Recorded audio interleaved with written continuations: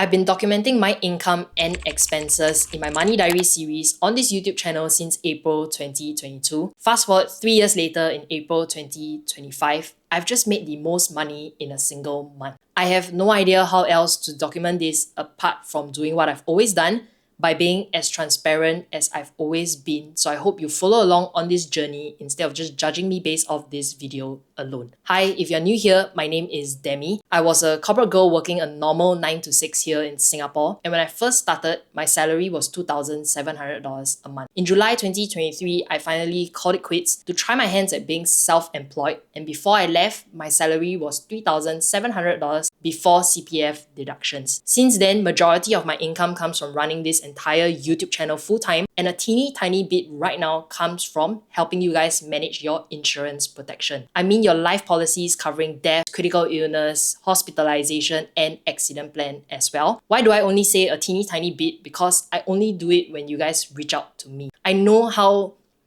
tainted this industry is and how skeptical you guys are, but if you want someone who can offer you an unbiased opinion, because main bulk of my income comes from doing YouTube and this is just a passion project to me, you know where to reach me. I'll put the links down in the description box below. The perk you get when you come along with me is that I can help you DIY your own investments, and I don't mean doing it with insurance companies. I mean you trying to use Momo Singapore interactive brokers to try your hands at investing for yourself to save on all those fees. But anyways, enough about me. I know you're here for the juicy details. I have a total of 8 income streams. Let's start from the smallest and go from there. I hope you enjoy today's video. Let's go. Cashback for the month of April was a total of $45.78. I'm still using the HSBC Everyday Global Savings account to pay off my credit card bills, and that earns me 1%. All others was from using the Trust Cashback credit card as I traveled for almost the entire month of April. If you still do not know, this is a credit card that functions like a multi-currency card because it has no foreign currency transaction fees, no annual fees, and it gives you 1% cashback for your transactions. And as I've always mentioned, once you factor that in, it will give you the best exchange rates that you can get for your Singapore dollars, and it beats other multi-currency cards as well. The only downside is that you can't use this card to withdraw at an ATM overseas. In this case, I use a card like Wise. I've documented my travel to Hokkaido in April in this video. If you'd like to check it out, I'll put a link up above and down in the description box below. If you'd like to sign up for Trust Cashback credit card, you can use this code right over here to win up to $1,000 via their scratch card. Interest income was a total of $167.54 for having my cash in UOB One and Trust savings account. I participated in Trust Huat promotion during Chinese New Year, but anyway, it was just a chance to win up to $28,888, but what I got was $8. All of my cash right now sits in UOB One savings account. Just a quick pause. With interest rates falling, if you're looking for a place to earn some returns while waiting for market opportunities to invest your money, Longbridge Singapore is offering new users up to 12% interest booster on funds deposited in any of the Cash Plus funds. I participated in prior month's promotion and received a total of $286.74 for my $10,000 deposit. For the month of May, with my exclusive link below, receive a 6% interest booster and $18 cash coupon when you deposit $2,000. In total, depending on which tier you're going for, you'll receive up to 12% per annum interest booster on up to 90 days when you deposit in any of these Cash Plus funds. On top of that, fulfill the fund holding period and trade requirements to receive Nvidia, Apple, or Google shares. Longbridge is a licensed brokerage platform in Singapore that doesn't charge any commission fees when you're investing in the US, Hong Kong, and Singapore stock market. If you're looking for a low-cost broker to start investing, try out Longbridge today. Dividends was a total of $486 from owning 810 shares in DBS. 300 shares sits in my SRS account, 510 shares in my CGP account. The next income stream is digital products, which paid me a total of $522.40. I created this Notion finance tracker with my brother, and I track literally every single cent with this.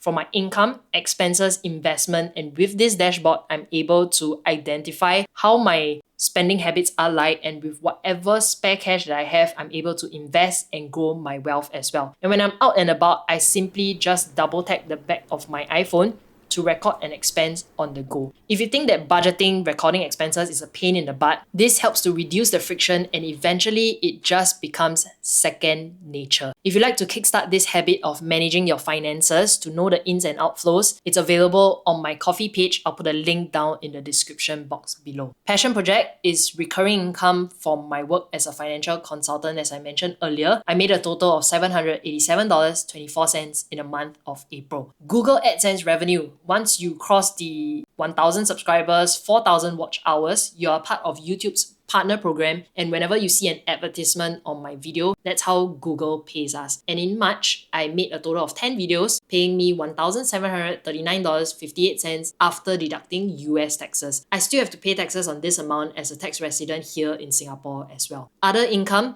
was a little over $2,700, and this is from profits I made after selling away my Fraser Centrepoint Trust positions fully. I sold it away in two tranches, one at $2.18, another at $2.24, and I also sold some stuff from my room on Carousel. The last two income streams, which is the bulk of my income, comes from doing YouTube full-time, affiliate and sponsorships. Let's start with affiliate first. This is not the biggest for this month. If you've followed along on this series, you know that affiliate income usually is the highest for me. Anyway, affiliate income is whatever links you see down in the description box below. If I'm a partner with them and when you sign up, you fulfill certain conditions, I do get a kickback out of it. And in the month of April, it was a total of $13,100. I assure you guys, as you guys always know, I do not talk about things that I do not personally use. I use Momo Singapore to invest in the Singapore stock market. I use Stashaway to try out a portfolio, which I've covered in this video right over here as well. And yeah, so when you guys sign up, you are indirectly supporting the channel, and I really truly am grateful because, as I've always mentioned, none of what I do would have been possible without the support from you guys. And the final stream of income as a creator is sponsorships. I made a total of $25,200 in the month of April. It just so happened all of them paid out this month. It was works done since January to March. If I were to recognize them based on the videos that I've released, then April would just be $750. But anyway, all that aside, similar to how I evaluate who I take on as an affiliate partner is how I determine who sponsors a video on my channel. For example, Momo Singapore sponsors videos on my channel, and it's great because it's already something I'm using, and if they want to talk about a certain feature to highlight it for that particular month, I'll gladly take on their sponsorships. At the end of the day, yes, if I take on any sponsorships, my income every single month would be this high. But no, my value is that, number one, I personally do use them, they're licensed, they're established. If it's beneficial but it doesn't fit into my personal finance setup, then yes, I'll share it. But apart from that, I do not take on any kinds of sponsorship that doesn't align with my values. So that is my promise to you guys. I will always be as transparent as I've always been. That is just who I am as an individual. So all in all, my April income was a total of $44,796.45. It still sounds absolutely crazy when I say this out loud. I am truly grateful coming from someone who just makes $2,700 when I first started working. When I left my corporate job, I made $3,700, and that was all before CPF deductions. If a normal person like me, truly, I don't come from a great family background. I don't come from a well-to-do family as well, and come out from the mess that I was in 5 years ago. I truly believe that you guys can do it. I'm right now contented with life, and I just want to say a huge thank you. If there's any feedback that you guys want to give me, you can leave it down in the comment section below, or head over to my Instagram DMs and direct message me over there. As I've always mentioned, I'm happy when you guys ask me questions. If in the month of April I've not been as active, it was because I was on a holiday with my family, and I'm back for good right now. So if you have any questions, please do still DM me. I'll get back to all of your queries as soon as possible. My Telegram channel has been created. If you want to join, I release short snippets of info there as well. A huge thank you to you guys. None of what I do would have been possible without the support from you. If you'd like to find out what platforms I'm personally using when it comes to my personal finance strategy, etc., I have this video created last month, which I'll link up above, down in the description box below, or you can watch next. As usual, have a great week ahead, and I'll catch you guys in my next video. Bye bye.